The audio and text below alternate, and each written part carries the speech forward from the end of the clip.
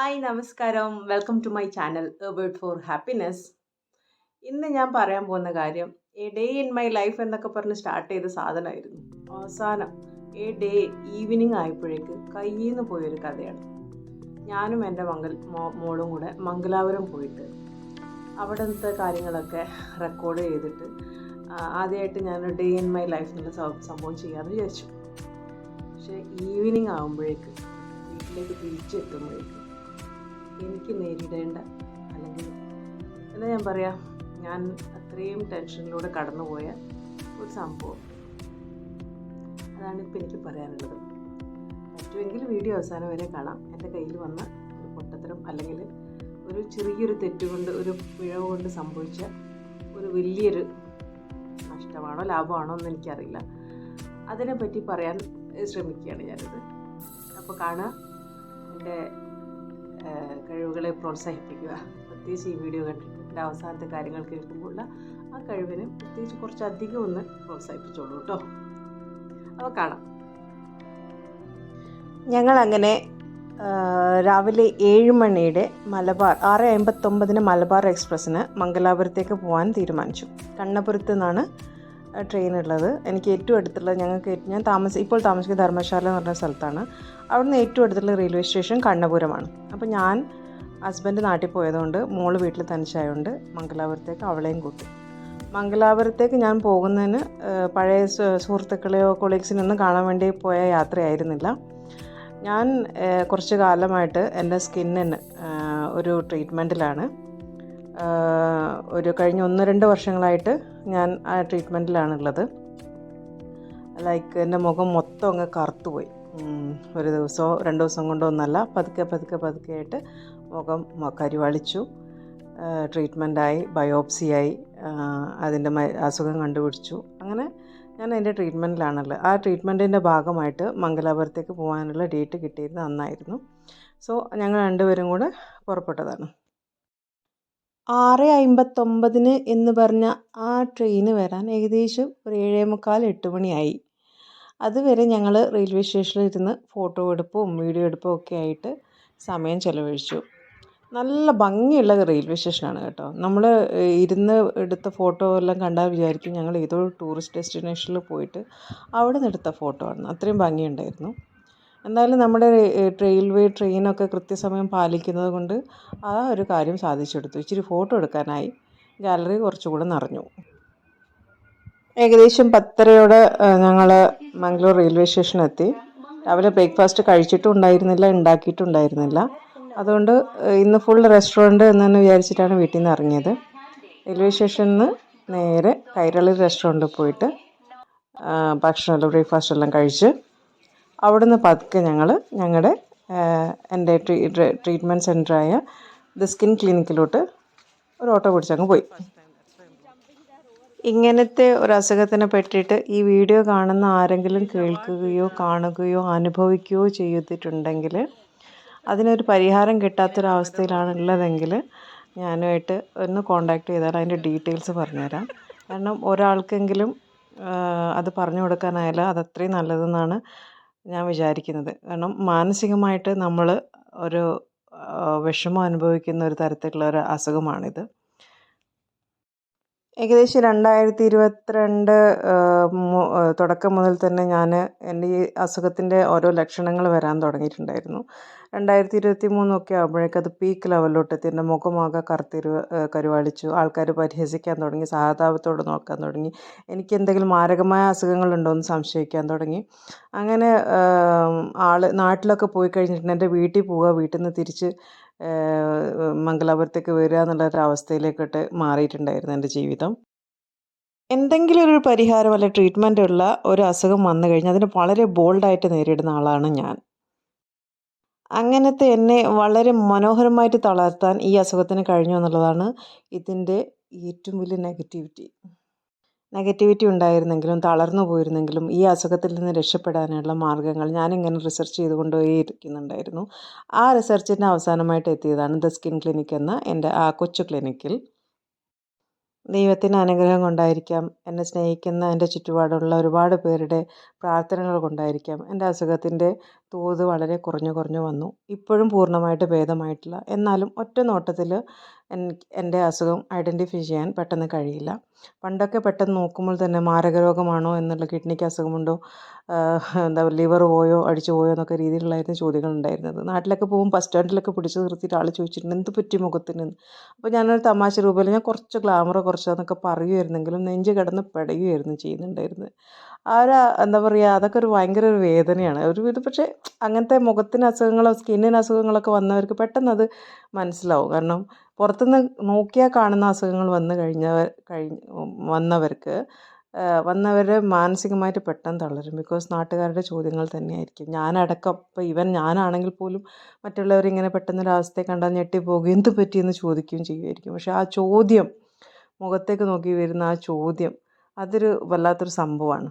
ഈ ഒരു അസുഖം വന്നതിന് ശേഷം ഞാനത് പഠിക്കുകയും അങ്ങനത്തെ ആരെങ്കിലും കണ്ടു കഴിഞ്ഞാൽ, ഏത് അവസ്ഥയിൽ കണ്ടു കഴിഞ്ഞാലും അയാളോട് ഒറ്റയടിക്ക് മുഖത്ത് നിന്ന് ചോദിക്കാറില്ല. മറ്റുള്ളവരിൽ നിന്ന് ചോദിച്ചു മനസ്സിലാക്കി അയാളുടെ കണ്ടീഷൻ അറിഞ്ഞ് അയാൾക്ക് വേണ്ടി എന്തെങ്കിലും ചെയ്യാൻ പറ്റുമെങ്കിൽ അത് ചെയ്തു കൊടുക്കാറുണ്ട്. എന്തെങ്കിലും നമുക്കറിയുന്ന കാര്യങ്ങൾ എന്തെങ്കിലും ഉണ്ടെങ്കിൽ ചെയ്തു കൊടുക്കാറുണ്ട്. സ്കിൻ ക്ലിനിക്കിൽ നിന്ന് ഞങ്ങൾ പിന്നെ പോയത് KMC-യിലേക്കായിരുന്നു. എൻ്റെ സ്റ്റാഫിനെയും പഴയ സ്റ്റാഫിനെയും കൊളീഗ്സിനെയും എല്ലാം കണ്ടു. അവരുടെ കൂടെ കുറച്ച് നേരം വർത്തമാനമൊക്കെ പറഞ്ഞ് നേരെ ഞങ്ങൾ പിന്നെ പോയിട്ട് സുഡിയോയിലേക്കായിരുന്നു. അവൾക്ക് വേണ്ട ഔട്ട്ഫിറ്റ്സ് എല്ലാം ഞാൻ സുഡിയോയിൽ നിന്ന് തന്നെയാണ് വാങ്ങാറ്. ബിക്കോസ് അത് ബഡ്ജറ്റ് ഫ്രണ്ട്ലി ആണ്. ഇപ്പം മാംഗ്ലൂർ വന്നത് കൊണ്ട് അവിടുന്ന് വാങ്ങിയെന്നേ ഉള്ളൂ. ഇവിടെ കണ്ണൂരൊക്കെ സുഡിയോ ഉണ്ടെന്നാണ് കേട്ടത്. ഞാൻ പോയിട്ടില്ല ഇതുവരെയായിട്ട്. എന്തായാലും ഒന്നോ രണ്ടോ സംഭവങ്ങളൊക്കെ പർച്ചേസ് ചെയ്ത് അവിടെ ഞങ്ങൾ നേരെ സിറ്റി സെൻറ്ററിലോട്ട് പോയി. അവളുടെ കുറച്ച് ഫ്രണ്ട്സ് വരാമെന്ന് പറഞ്ഞിട്ടുണ്ടായിരുന്നു. അതുകൊണ്ട് ഞാൻ എൻ്റെ ഫ്രണ്ട്സിനെ, എൻ്റെ ഒന്ന് രണ്ട് പേരെ കാണാനുള്ള പ്ലാൻ ഉണ്ടായിരുന്നു. രണ്ടും കൂടി ഒരുമിച്ച് നടക്കില്ല എന്ന് തോന്നിയപ്പോൾ അവളുടെ ഫ്രണ്ട്സിനെ മാത്രം കാണാൻ തൽക്കാലം എന്ന് വിചാരിച്ചു. സുഡിയോന്നാവട്ടെ, വെസ്റ്റ് സൈഡിൽ നിന്നാവട്ടെ, മാക്സിൽ നിന്നാവട്ടെ, ഇവിടുന്ന് ഡ്രസ്സ് എടുത്താലും ആ ഡ്രസ്സ് ഇട്ടൊന്ന് പുറത്തിറങ്ങി ഒരു 3-4 പിന്നെയും മുന്നിൽ കൂടിയൊക്കെ പോയിക്കൊണ്ട് പോകുന്നുണ്ടാവും. അതുകൊണ്ട് എനിക്ക് ഇങ്ങനത്തെ സംഭവങ്ങളിൽ നിന്ന് ഡ്രസ്സ് എടുക്കുന്നത് ഇഷ്ടമല്ല. ഞാൻ എൻ്റെ ഡ്രസ്സുകൾ എപ്പോഴും മംഗലാപുരത്ത് ഉണ്ടായിരുന്ന സമയത്ത് ഹമ്പൻകട്ടയിൽ റോഡ് സൈഡിൽ വിൽക്കുന്ന സംഭവം നല്ല സംഭവങ്ങളായിരിക്കും കേട്ടോ. നല്ല മെറ്റീരിയലായിരിക്കും. 2-3 വർഷമൊക്കെ സുഖസുന്ദരമായിട്ട് പോവുകയും ചെയ്യും. എന്നിട്ടും ചീത്തയാവാറില്ല. അവസാനം ഞാനെടുത്ത് കളയുകയാണ് ചെയ്യാറ്. പക്ഷേ എൻ്റെ ഡ്രസ്സൊക്കെ കാണാനും എൻ്റെ ഡ്രസ്സിങ് സെൻസ് നല്ലതാണെന്ന് ആൾക്കാർ എന്നോട് പറയാറുണ്ട്. വെറുതെ പറയുകയാണെന്നറിയില്ല. പക്ഷേ ഞാൻ ഡ്രസ്സ് വാങ്ങുന്നത് എപ്പോഴും വെസ്റ്റേൺ ഔട്ട്ഫിറ്റ്സ് അല്ല, ഇതുപോലത്തെ ചുരിദാറും സംഭവങ്ങളൊക്കെ വാങ്ങുന്നത് ഞാൻ എപ്പോഴും ഹമ്പൻകട്ടയിലെ സ്ട്രീറ്റിൽ നിന്നായിരുന്നു. ഞാൻ മംഗലാപുരത്ത് വരുമ്പോഴും ഏറ്റവും അധികം മിസ് ചെയ്തത്, അല്ലെങ്കിൽ ഇപ്പോഴും മിസ് ചെയ്തുകൊണ്ടിരിക്കുന്നത് ഈ പറഞ്ഞ ഹമ്പൻകട്ടയും അതിലെ സ്ട്രീറ്റുകളും മാത്രമായിരുന്നു. ഞങ്ങൾ അവിടെ എത്തിയപ്പോഴേക്ക് അവളുടെ ഫ്രണ്ട്സും എത്തിയിട്ടുണ്ടായിരുന്നു. ഫ്രണ്ട്സ് എന്ന് പറയുന്നത് നമ്മളുടെ അയൽപക്കം തന്നെയായിരുന്നു. നമ്മുടെ പ്രിയപ്പെട്ട ഇംഗ്ലീഷ് ടീച്ചർ വിനീത മാഡത്തിൻ്റെ മകൻ സൂര്യ, പിന്നെ അവളുടെ ക്ലാസ്മേറ്റ്സ് 2 പേരുണ്ടായിരുന്നു. ഒരു ട്വിൻസാണ്, മിഥുനും മധുരയും. ഈ വ്ളോഗിന് വേണ്ടി വീഡിയോ എടുത്തുകൊണ്ടാണ് ഞാൻ പോയിക്കൊണ്ടിരിക്കുന്നത്. എൻ്റെ 2 മക്കളും, എനിക്ക് സംശയമുണ്ട് ഇത് രണ്ടും എൻ്റെ മക്കൾ തന്നെയാണെന്ന്. ക്യാമറ കാണുമ്പോൾ മുഖം മറച്ചിട്ടിരിക്കും. ഞാൻ പിള്ളേരുടെ കൂടെ ഒരു വീഡിയോ എടുക്കാമെന്ന് വിചാരിച്ചത് ഒരിക്കലും നടക്കില്ല. 2 എണ്ണം 2 സൈഡിലേക്ക് പോകും. അഥവാ ക്യാമറയുടെ മുന്നേ പെട്ടുപോയിട്ടുണ്ടെങ്കിൽ മുഖം മറക്കുകയും ചെയ്യും. ഇതാണ് സൂര്യയും മിഥുനും, ഇതാണ് എൻ്റെ മകൾ. ബാക്ക് സൈഡ് എന്തെങ്കിലും ഒന്ന് കിട്ടിയല്ലോ. ഈ സൂര്യയും തേജയും, അതായത് എൻ്റെ മകളും ഒന്നിച്ചാണ് LKG മുതൽ സ്കൂളിലേക്ക് പോകുന്നത്. അതുകൊണ്ട് എനിക്ക് മംഗലാപുരം വിട്ടു വരുമ്പോൾ ഈ 2 കുട്ടികൾ 2 വഴിക്ക് പോകുമല്ലോ എന്നുള്ളത് ഭയങ്കര സങ്കടമായിരുന്നു. കാലെടുത്ത് വെച്ച സ്കൂൾ എന്നുള്ള രീതിയിലായിരുന്നു ഞങ്ങളുടെ മംഗലാപുരത്തുണ്ടായിരുന്ന ക്വാർട്ടേഴ്സും സ്കൂളും തമ്മിലുള്ള അകലം. എന്നിട്ട് പോലും ഈ മോൻ വന്നിട്ട് വാതിലിനടുത്ത് കാത്തു നിൽക്കും തേജുവിനെ. ഇതിനാണെങ്കിൽ ഇത്ര ലേറ്റ് ആക്കാൻ പറ്റുമോ അത്രയും ലേറ്റ് ആക്കിയിട്ട് ഇറങ്ങും. ഞാൻ പറയും, മോനെ നിനക്ക് വല്ല ആവശ്യമുണ്ട് ഇതിനെ വന്ന് കാത്തു നിൽക്കണം? അത് ആവശ്യമുണ്ടെങ്കിൽ സ്കൂളിലേക്ക് വരും, ഇല്ലെങ്കിൽ അത് വരണ്ട. നീ ഇങ്ങനെ കാത്തു നിൽക്കണ്ട, നീ പൊയ്ക്കോ. ഞാൻ എത്രയോ വട്ടം ഉപദേശിച്ച് നോക്കി, കുട്ടി നന്നാവുന്ന ഒരു ലക്ഷണം ഉണ്ടായിട്ടില്ല. ഇപ്പോഴെങ്കിലും അതുകൊണ്ട് ഇവള് ലേറ്റ് ആവുന്നതുകൊണ്ട് അവനും സ്കൂളിലേക്ക് ലേറ്റ് ആയിട്ടേ പോവുള്ളൂ. ഇപ്പോഴെങ്കിലും ആ കുട്ടി നേരത്തും കാലത്ത് സ്കൂളിൽ എത്തുന്നുണ്ടാവും എന്നുള്ള ഒറ്റ സമാധാനമേ ഉള്ളൂ. പണ്ട് സൂര്യ കാത്തു നിൽക്കുന്ന പോലെയാണ് ഇപ്പം ഇവളുടെ അച്ഛൻ, അതായത് എൻ്റെ ഭർത്താവ് കാത്തു നിന്നുകൊണ്ടിരിക്കുന്നത്. മനോഹരമായിട്ട് മൈക്ക് പോലും ഇല്ലാണ്ട് വ്ലോഗ് ചെയ്ത് ആദ്യത്തെ വ്ലോഗർ ഞാനായിരിക്കും. ഞാൻ കാര്യമായിട്ട് എന്തൊക്കെയൊക്കെ വിവരങ്ങൾ നിങ്ങൾക്ക് വേണ്ടി പറഞ്ഞു തരുന്നുണ്ട്, പക്ഷെ ഒരക്ഷരം പോലും കേൾക്കുന്നുണ്ടായിരുന്നില്ല. എന്തായാലും അവിടെ ഒരു ഗ്ലാസ് ജ്യൂസ് കുടിച്ചു എന്നുള്ളത് മാത്രം മനസ്സിലാക്കിയെടുക്കാം. പിള്ളേരെ വഴിക്ക് വിട്ടിട്ട് ഞാൻ അവരറിയാണ്ട് ഒരു ജ്യൂസെല്ലാം കുടിച്ചു. എന്തായിരുന്നു കുടിച്ച ജ്യൂസിൻ്റെ പേര് എനിക്കിപ്പോൾ ഓർമ്മയില്ല, സത്യമായിട്ട് ഓർമ്മയില്ലായിട്ടാണ് കേട്ടോ.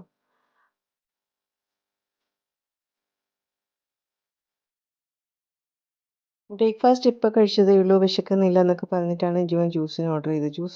ജ്യൂസ് കഴിച്ചപ്പോൾ എന്താണോ ഒന്നും അറിയില്ല, രണ്ടാമത് വിശക്കാൻ തുടങ്ങി എനിക്ക്. വിശപ്പിൻ്റെ ഒരു അസുഖം ഉള്ളത് കൊണ്ട് ഞാൻ പിന്നെ വെച്ച് താമസിച്ചില്ല, ഉടനെ തന്നെ മീൽസ് ഓർഡർ ചെയ്തു. മംഗലാപുരത്തുള്ള സമയത്ത് ഒരുപാട് പ്രാവശ്യം ഞാൻ സിറ്റി സെൻറ്ററിൽ പോയിട്ടുണ്ടെങ്കിലും ഉച്ച നേരത്ത് ആദ്യമായിട്ടാണ് പോകുന്നത് കേട്ടോ. മംഗലാപുരത്തുള്ള ഒരു വീട്ടിലും ഉച്ച നേരത്ത് ഭക്ഷണം ഉണ്ടാക്കുന്നില്ല എന്നുള്ള രീതിയിലുള്ള തിരക്കായിരുന്നു അവിടെ. എല്ലാ കോളേജിലെ കുട്ടികളും വിത്ത് യൂണിഫോം അവിടെ ഉണ്ടായിരുന്നു. അതൊന്നും എനിക്കൊരു പ്രശ്നം ഉണ്ടായിരുന്നില്ല. ഞാൻ ഉടനെ തന്നെ എൻ്റെ വയറ് നിറയ്ക്കാനുള്ള കാര്യങ്ങളൊക്കെ ഏർപ്പാടാക്കി ഭക്ഷണം കഴിച്ചുകൊണ്ടിരിക്കുമ്പോൾ എൻ്റെ മക്കൾ വന്നു. എൻ്റെ മക്കൾക്ക് വിശക്കുന്നുണ്ടായിരുന്നില്ല, എനിക്ക് മാത്രമേ വിശക്കുന്നുണ്ടായിരുന്നുള്ളൂ. എൻ്റെ മോളൊന്നും കഴിച്ചില്ലായിരുന്നു. എന്നിട്ട് ഞാൻ നിർബന്ധിച്ച് 2 ഉരുള വാരി കൊടുത്തു, കാരണം എനിക്ക് ഒറ്റയ്ക്ക് ആ ഭക്ഷണം ചോറ് കഴിച്ച് തീർക്കാൻ പറ്റുന്നുണ്ടായില്ല. കുട്ടികൾ അവിടെ ഇരുന്ന് എന്തെല്ലാമൊക്കെ ഓർഡർ ചെയ്തു, കഴിച്ചു. അതിനുശേഷം ഞങ്ങൾ സെൻട്രലിലേക്ക്, മാംഗ്ലൂർ സെൻട്രലിൽ ആയിരുന്നില്ല പോയിരുന്നത്, ജംഗ്ഷനിലേക്കാണ് പോയത്. സെൻട്രലിൽ ട്രെയിൻ 2:30-ക്കായിരുന്നു. മാംഗ്ലൂർ ജംഗ്ഷനിൽ 3:15-ന് ട്രെയിൻ ഉണ്ടായിരുന്നു. അപ്പോൾ അത്രയും സമയം കൂടെ കിട്ടുമല്ലോ എന്ന് വിചാരിച്ചിട്ട് ഞങ്ങൾ ജംഗ്ഷനിലേക്ക് ഒരു ഓട്ടോറിക്ഷയും വിളിച്ചു പോയി. ട്രെയിൻ ബുക്ക് ചെയ്തിട്ടുണ്ടായിരുന്നു പോയിരുന്നത്. അങ്ങനെ ഞങ്ങൾ ട്രെയിൻ കയറി. ഏകദേശം വീടെത്താറാവാനായി. അതിനുശേഷം നടന്ന കാര്യങ്ങളിലൊന്നും വീഡിയോ ഒന്നും ഇല്ലാത്തത് കൊണ്ട് ഞാൻ ഇവിടെ നിന്ന് തന്നെ പറഞ്ഞു പോവുകയാണ്. കണ്ണപുരം റെയിൽവേ സ്റ്റേഷനിലെത്തി, വണ്ടി എടുത്ത് ഞങ്ങൾ നേരെ വീട്ടിലോട്ട് പോയി. വീട്ടിലെത്താൻ നേരത്താണ് എനിക്ക് ചിന്ത വരുന്നത്, എനിക്കും എൻ്റെ മോൾക്കും ചിന്ത വരുന്നത്, താക്കോലില്ല, വീടിൻ്റെ താക്കോലില്ല. കാരണം ഞാനും മോളുമാണ് ആദ്യം ഇറങ്ങിയത്, ഹസ്ബൻഡ് പിന്നെയാണ് നാട്ടിലേക്ക് പോകാൻ ഇറങ്ങിയത്, വീട് പൂട്ടി ഇറങ്ങിയത്. ഞാനാണെങ്കിൽ ബാഗ് ചേഞ്ച് ചെയ്തിട്ടാണ് എടുത്തത്. ഞാൻ ജോലിക്ക് പോകുന്ന ബാഗിൻ്റെ ഉള്ളിലായിരുന്നു താക്കോലുണ്ടായിരുന്നത്. ഈ ബാഗിൽ താക്കോലുണ്ടായിരുന്നില്ല. വീട്ടിലെത്തുമ്പോഴേക്ക് 6-6:30-7 മണി ആയി. നല്ല ഇരുടും. എന്ത് ചെയ്യണമെന്ന് അറിയില്ല. ഹസ്ബൻഡിനെ വിളിച്ചപ്പോൾ പെട്ടെന്ന് മൂപ്പര് പറഞ്ഞത്, നിങ്ങൾ വടകരയ്ക്ക് പോകാമെന്ന് പറഞ്ഞു. അപ്പം തന്നെ വിളിച്ചു പറഞ്ഞു, വേണ്ട, നീ ഇപ്പം പുറപ്പെട്ടാലും കണ്ണൂരിൽ നിന്ന് ചിലപ്പം ബസ് ഉണ്ടാവുമെന്ന് അറിയില്ല, ഈ നേരത്തെ അവളെ കൊണ്ട് വരുന്നത് സേഫ് അല്ല, അതുകൊണ്ട് ഞാനൊന്ന് ആലോചിക്കട്ടെ എന്ന് പറഞ്ഞു. അപ്പോഴാണ് എനിക്ക് എൻ്റെ രേഷുവിന് ഓർമ്മ വന്നത്. ഞാൻ രേഷുവിനെ വിളിച്ചു, വേണ്ടി ഞാനിങ്ങനെ പെട്ടിരിക്കുകയാണ്, എന്താ ഞാൻ ചെയ്യേണ്ടതെന്ന് പറഞ്ഞു. ഉടനെ തന്നെ അവളുടെ മറുപടി ഒന്നും ചിന്തിക്കാനില്ല, നീ ഇങ്ങോട്ട് വാ എന്നുള്ള ഒറ്റൊരു മറുപടി. പക്ഷേ ഞാൻ പറഞ്ഞു, എനിക്ക് നിൻ്റെ സ്ഥലമൊന്നും അറിയില്ല, ഞാൻ എങ്ങോട്ടാണെന്ന് വെച്ചിട്ടാണ് വരേണ്ടത്, നീ പിലാത്തറയ്ക്ക് വാന്ന് പറഞ്ഞു. പിലാത്തറയ്ക്ക് ബസ് കയറി വാന്ന് പറഞ്ഞു. പിലാത്തറ എന്താണെന്ന് നമ്മൾക്കൊരു പിടിയില്ല. പക്ഷേ ആ രാത്രി എനിക്ക് പിലാത്തറ വരെ ഒറ്റയ്ക്ക് പോകാനുള്ള ധൈര്യമില്ല. ഞാൻ ഒറ്റയ്ക്കായിരുന്നേ പ്രശ്നം ഉണ്ടായിരുന്നില്ല, മോളും കൂടെ ഉണ്ട്. അപ്പോൾ അതിനൊരു ധൈര്യം വന്നില്ല. അപ്പോഴാണ് എന്തോ അറിയില്ല, ദൈവവിളി പോലെ അരുൺ എന്നെ വിളിക്കുന്നത്. നമ്മുടെ പണ്ട് എൻ്റെ കൂടെ KMC-യിൽ ഉണ്ടായിരുന്നതും, ഞാൻ പണ്ട് എൻ്റെ തിരുവനന്തപുരം യാത്രയുടെ വ്ലോഗ് കണ്ടവർക്കറിയാം അരുൺ എന്ന മഹാനെ. അപ്പോൾ അവൻ എന്നെ വിളിക്കുന്നു. അവൻ്റെ സമയം ദോഷം കൊണ്ടും എൻ്റെ നല്ല സമയം കൊണ്ടായിരിക്കും അവൻ അന്നേരം എന്നെ വിളിക്കാൻ തോന്നിയത്. അവൻ വിളിച്ചിട്ട് പറഞ്ഞു, ഞാൻ പറഞ്ഞു, എടാ നീ എന്നെ ഒന്ന് പിലാത്തറ വരെ ആക്കി തരുമോ, തളിപ്പറമ്പ് വരെ ഞാൻ വരാം. അവൻ ഓൾറെഡി പിലാത്തറയിലാണ് ഉണ്ടായിരുന്നത്. അവൻ എനിക്ക് വേണ്ടി തിരിച്ച് തളിപ്പറമ്പിലേക്ക് വന്നു. തളിപ്പറമ്പ് വരെ ഞാൻ സ്കൂട്ടർ എടുത്തു പോയി, സ്കൂട്ടർ ഹോസ്പിറ്റലിൽ വെച്ചു, എൻ്റെ ഹോസ്പിറ്റലിൽ വെച്ചു. അവൻ എനിക്ക് വേണ്ടി വന്നത് കണ്ടപ്പോൾ ശരിക്കും കണ്ണ് നിറഞ്ഞുപോയി. ആ രാത്രിയിൽ എന്നെ സ്വന്തം ചേച്ചീനെ പോലെ കണ്ടിട്ട് എൻ്റെ സേഫ്റ്റി ഉറപ്പാക്കാൻ വേണ്ടി അവൻ അവിടെ തിരിച്ച് ഒരു കല്യാണപ്പുരയിലാണ് ഉള്ളത്, അവിടെ നിന്ന് വന്ന് ആ ഒരു ഫംഗ്ഷൻ വിട്ട് എന്നെ കൂട്ടിയിട്ട് അവൻ പിലാത്തറ കൊണ്ടുവന്നു. പിലാത്തറ എത്തിയപ്പോൾ എനിക്ക് ഈ ഡ്രസ്സും കാര്യങ്ങളൊന്നും ഇല്ലല്ലോ, എല്ലാം ടെക്സ്റ്റൈൽസ് കയറി വാങ്ങി. അതുവരെ അവൻ കൂടെ നിന്ന്. അപ്പോഴേക്ക് നമ്മുടെ രേഷു സ്വന്തം ഡ്രൈവ് ചെയ്ത് പിലാത്തറ എത്തി. പിലാത്തറയിൽ നിന്ന് എന്നെ പിക്ക് ചെയ്തു. ഇത്രയും കാര്യങ്ങൾ ഞാൻ അത്രയും ടെൻഷനോട് കൂടിയായിരുന്നു ചെയ്ത് തീർത്തത്. ആദ്യം എവിടെ പോകുമെന്നുള്ളതായിരുന്നു ടെൻഷൻ. അതിനുശേഷം ഇവരെന്നെ പിക്ക് ചെയ്യാനും ഡ്രോപ്പ് ചെയ്യാനും ഒക്കെ വന്നു കഴിഞ്ഞപ്പോൾ ഇവരെയൊക്കെ ഞാൻ ബുദ്ധിമുട്ടിക്കുകയാണല്ലോ എന്നുള്ളതായിരുന്നു ടെൻഷൻ. പക്ഷേ സുഹൃത്തുക്കൾ എന്ന് പറഞ്ഞിട്ടുണ്ടെങ്കിൽ നമ്മൾ വിചാരിക്കുന്നതിൻ്റെയൊക്കെ അപ്പുറത്താണ്. അവർ നമുക്ക് വേണ്ടിയിട്ട് ഏത് പാതിരാത്രിക്കും ഇങ്ങനെ ഇറങ്ങി വരും. അതായിരിക്കും ചിലപ്പോൾ നമ്മളെ പല സൗഹൃദങ്ങളിൽ ഇങ്ങനെ കൂട്ടിയുറച്ച് നിർത്തിക്കുന്നത്. ആ ഒരു വിശ്വാസം ഇവർ നമുക്കുണ്ട്. എന്നും മിണ്ടിയിട്ടില്ലെങ്കിലും എന്നും വിളിച്ചിട്ടില്ലെങ്കിലും ഒരു വിളിക്കുമ്പോഴേക്ക് എടി നീ പേടിക്കണ്ട എന്ന് പറയുമ്പോൾ ഉള്ള ആ ഒരു ധൈര്യം, അത് നമുക്ക് കിട്ടുന്ന ആ ഒരു വിശ്വാസമാണ് നമ്മുടെ എല്ലാ ബന്ധങ്ങളെയും കൂട്ടി ഉറപ്പിക്കുന്നത്. അല്ലാണ്ട് എന്നും കാണണമെന്നോ വിളിക്കണമെന്നോ സംസാരിക്കണമെന്നൊന്നുമില്ല. ഞാനും രേഷ്മയും അരുണൊന്നും അങ്ങനെ എപ്പോഴും കോണ്ടാക്റ്റിലുണ്ട ആളൊന്നുമല്ല. അപ്പോൾ ഇതാണ് നമ്മുടെ രേഷ്മയുടെ വീട് കേട്ടോ. ബാക്കിയുള്ള സംഭവങ്ങളൊന്നും എനിക്ക് റെക്കോർഡ് ചെയ്യാൻ പറ്റാത്തത് കൊണ്ട് ഞാൻ രാവിലെ എണീറ്റിട്ട് അവിടുത്തെ വനപ്രദേശം മൊത്തം ഷൂട്ട് ചെയ്തു. രേഷുവിനെ എനിക്കറിയാം, രേഷുവിൻ്റെ ഹസ്ബൻഡിനെ ഞാൻ പരിചയപ്പെട്ടിട്ടുണ്ട്. പക്ഷേ ഒരു വല്ലാത്ത സമയത്ത് പെട്ടെന്ന് വീട്ടിലേക്ക് കയറി ചെല്ലുമ്പോൾ ആ വീട്ടുകാരുടെ പ്രതികരണം എങ്ങനെയുണ്ടായിരുന്നുള്ളത് ഭയങ്കര ടെൻഷനായിരുന്നു എനിക്ക്. പക്ഷേ എന്നെ ആ വീട്ടിൽ ഞാൻ പണ്ടേ ആ ഉണ്ടായിരുന്നു എന്നുള്ള രീതിയിലായിരുന്നു അവളുടെ ഭർത്താവ് രാജേഷ് ഏട്ടനും മോനും ഒക്കെ ആ വസുദേവൊക്കെ ട്രീറ്റ് ചെയ്തിരുന്നത്. ആ ഒരു രീതിയിലായിരുന്നു.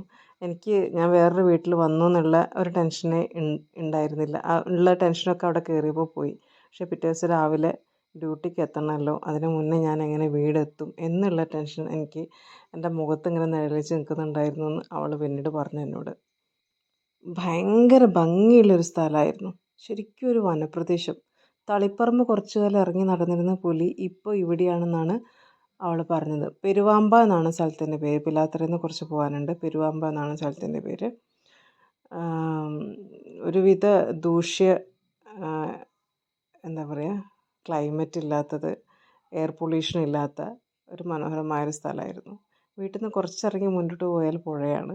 ആ പുഴയുടെ സൈഡിൽ കൂടെ പോകുന്ന റോഡ്, ഒരു എന്താ പറയുക, റബ്ബർ തോട്ടത്തിലൂടെയൊക്കെ പോകുന്ന റോഡ്, അതൊക്കെ ആയിരുന്നൊരു ഭംഗി തന്നെയായിരുന്നു കാണാൻ. നമ്മുടെ രേഷു എന്നാൽ കണ്ടിട്ടുണ്ടല്ലോ അല്ലേ? അതെ, രേഷു നോക്കുന്നുണ്ട്. എനിക്ക് വേണ്ടിയിട്ട് നല്ല ദോശയും ചിക്കൻ കറിയൊക്കെ രാവിലെ തന്നെ എണീറ്റിട്ട് ഉണ്ടാക്കി തന്നു. ഇത് അവിടുത്തെ പ്രധാനപ്പെട്ടൊരു അംഗമാണ്. അമ്മയുടെ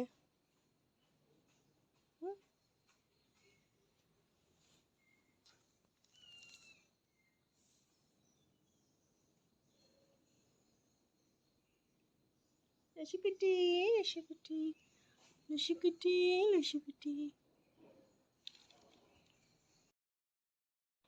8-8:30 ഞങ്ങൾ അവിടെ നിന്ന് ഇറങ്ങി. അവളും അവളുടെ രാജേഷ് ഏട്ടനും കൂടെ എന്നെ പിലാത്തറ കൊണ്ടുവിട്ട് വന്നു. എങ്ങനെ എത്തും എന്നുള്ള ടെൻഷന് അവർ തന്നെ ഒരു പരിഹാരം ഉണ്ടാക്കി തന്നു. അങ്ങനെ ഒരു 9-9:10 ആകുമ്പോൾ പിലാത്തറ എത്തി. പിലാത്തറയിൽ നിന്ന് കണ്ണൂർ ബസ് പിടിച്ച് 10 മണിയാകുമ്പോൾ തളിപ്പറമ്പ് എത്തി. 9:45 ആകുമ്പോൾ തളിപ്പറമ്പ് എത്തി. 9:45 അവിടെ നിന്ന് സ്കൂട്ടറും എടുത്തിട്ട് വീട്ടിലോട്ട് പോയി. 10 മണിയാകുമ്പോൾ വീട്ടിലെത്തി. 10 മണിക്ക് വീട്ടിൽ ചോറും കറി ഫ്രിഡ്ജിലുണ്ടായിരുന്നു. ചോറും പപ്പടം വാട്ടി വെച്ച് 10:45 ഞാൻ ഹോസ്പിറ്റലിലേക്ക് ഇറങ്ങി. കറക്റ്റ് 11 മണിയാകുമ്പോൾ ഹോസ്പിറ്റലിലെത്തി. അങ്ങനെ മനോഹരമായിട്ട് എൻ്റെ a day in my life with tension, next day മോർണിംഗും കൂടെ ചേർത്തിട്ട് എനിക്ക് പോസ്റ്റാനായി. എന്തായാലും നല്ലൊരു എക്സ്പീരിയൻസ് ആയിരുന്നു. ഇവളുടെ വീട്ടിൽ ഇങ്ങനെ പോകാനായിരിക്കും യോഗം. ഇതൊന്നും പോരാ, പക്ഷെ ഒരിക്കൽ കൂടെ പോകണം ആ വീട്ടിൽ. വീട് മാത്രമല്ല, ആ ചുറ്റുപാടും അവിടെ കാണാൻ കുറേ സ്ഥലങ്ങളും ഒക്കെ ഉണ്ടെന്ന് പറഞ്ഞു. അതൊക്കെ കൂടെ കാണാൻ വേണ്ടിയിട്ട് ഒരു ദിവസം ഫാമിലി ആയിട്ട് തന്നെ പോകണമെന്ന് വിചാരിക്കുന്നു. അത്രയും സ്നേഹമാണ് എനിക്ക് ആ വീട്ടുകാർ തന്നത്. എനിക്ക് മറക്കാനാവും. കാര്യമായിട്ട് തന്നെ ഒന്ന് അവിടെ പോയി കാണണം, അവളെയും അവളുടെ കുടുംബത്തിനെയും. അപ്പോൾ ഇത്ര നേരം എന്നെ കേട്ടതിന്, എൻ്റെ കഴിവുകൾ നിങ്ങൾ പ്രോത്സാഹിപ്പിക്കണം ഞാൻ ആദ്യം പറഞ്ഞല്ലോ. കേട്ടതിന് ഒരുപാട് നന്ദി. ഇതുപോലത്തെ അനുഭവങ്ങൾ ഇനി ആർക്കും ഉണ്ടാവാതിരിക്കട്ടെ. വീട്ടിൽ നിന്ന് ഇറങ്ങുമ്പോഴെപ്പോഴും തിരിച്ച് കയറാൻ വീട്ടിൻ്റെ താക്കോൽ ബാഗിൽ തന്നെ ഉണ്ടെന്ന് ഉറപ്പിച്ചിട്ട് മാത്രം ഇറങ്ങുക. ഒരിക്കലും ഇതുപോലെ ആവരുത്. അപ്പോൾ ശരി, ബൈ ബൈ. നെക്സ്റ്റ് വീഡിയോയിലൂടെ കാണാം. Bye, take care, have a safe day.